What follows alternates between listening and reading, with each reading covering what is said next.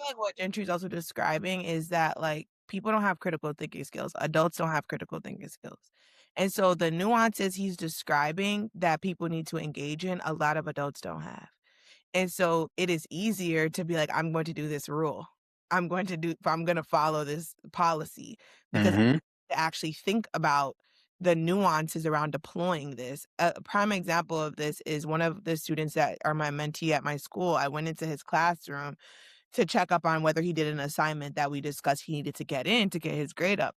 And I was like, "Hey, come here." And he was like, "What I do now?" I said, "What?" I was like, "Have I ever pulled you out of class for being in trouble?" And he was like, "No." I said, "Okay, so why would this time be any different?"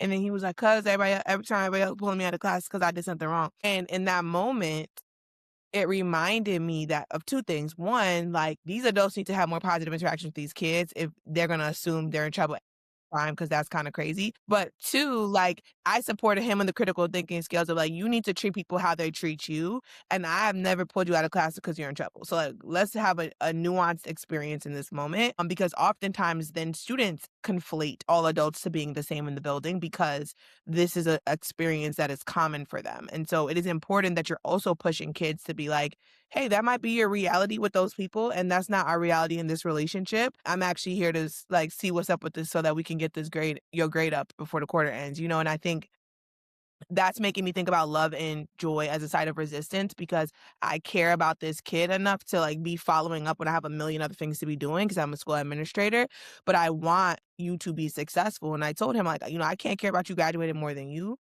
but Mhm. I do care. And so every time you see me in the hallway, I'm gonna ask you if this assignment got in because I want you to get it in so that you could be in 12th grade next year.